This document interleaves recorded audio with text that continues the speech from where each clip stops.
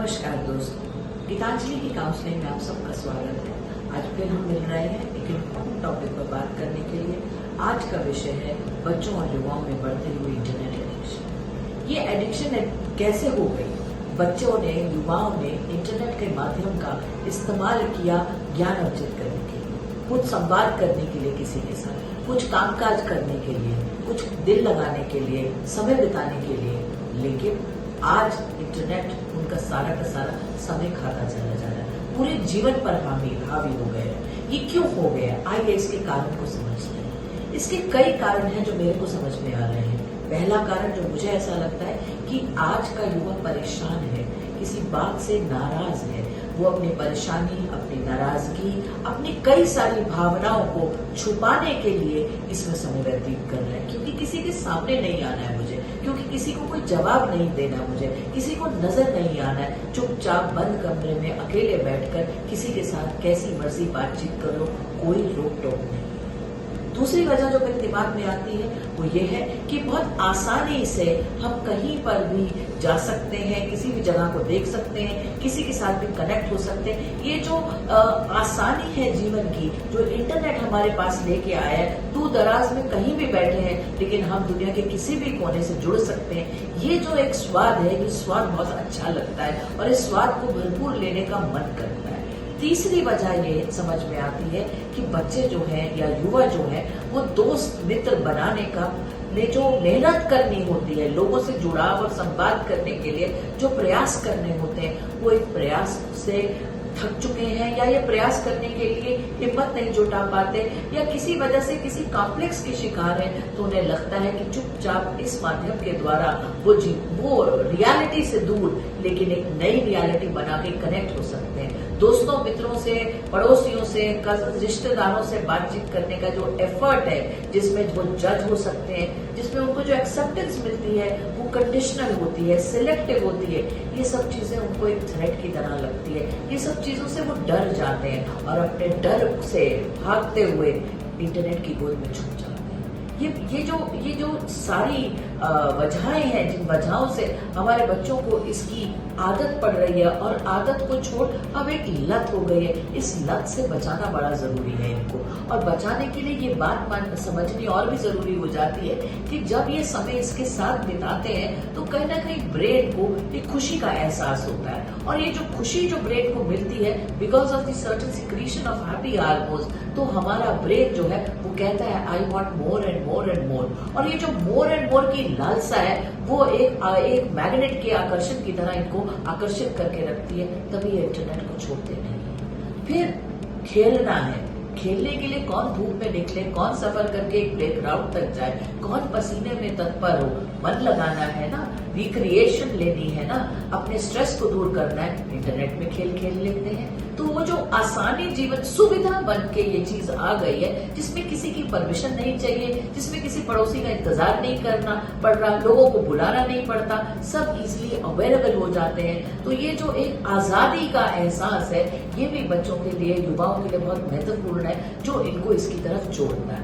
अब इसको पहचाने कैसे?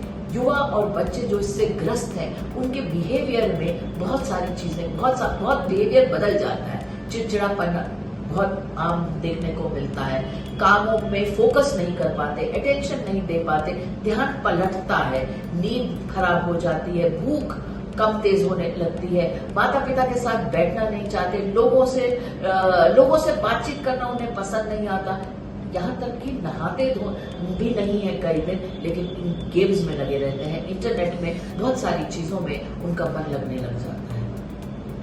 तीसरी चीज जो मोस्ट इम्पोर्टेंट है कि अब इससे बचा कैसे जाए।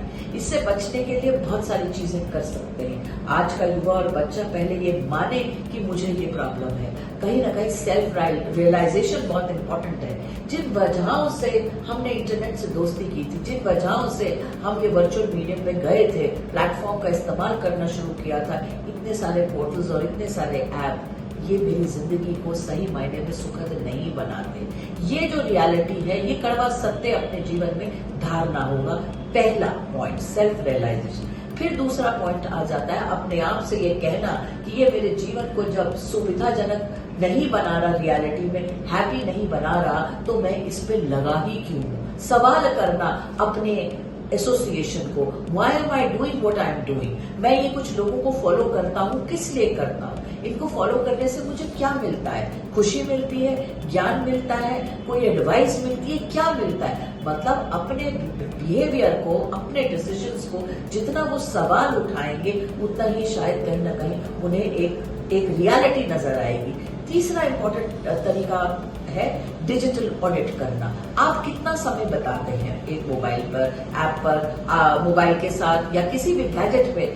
बहुत सारी आजकल एप्स हैं जो आप डाउनलोड कर सकते हैं, जो आपके समय का मूल्यांकन करके आपको बता देगी आपने 204 बार अपने फोन को हाथ लगाया, आप गैजेट पर स्क्रीन टाइम जो है वो आपका 8 घंटे रहा है। तो जब ये रियलिटी हमारे सामने आती है तो कहीं ना कहीं ये शॉक का काम करती है, और ये शॉक जब हमें लगता है तो हम फिर इस शॉक को मानते हुए इस रियलिटी से दूर बदलने के लिए कुछ ना कुछ प्रयास करते हैं। डिजिटल ऑडिट के साथ साथ फिर आप डिजिटल डिटॉक्स कर सकते हैं, डिजिटल फास्टिंग पे जा सकते हैं। आधा घंटा फोन के बिना बैठेंगे, 1 घंटा फोन के बिना बैठेंगे, बेडरूम में फोन नहीं लेके जाऊंगा, फोन को वाइब्रेटर पे भी नहीं, ऑफ करके ड्रॉर में न रखूंगा ताकि मुझे नजर ना आए, फोन को मैं दूसरे कमरे में जाके रख दूंगा। मतलब कुछ ना कुछ प्रयास हम करेंगे। खाने पीने के टाइम पर घर में जब सारा परिवार इकट्ठा हो जाता है तो जो रात्रि का भोज है, दिन का खाना है, इन्हें बिना गैजेट्स के हम खाएंगे।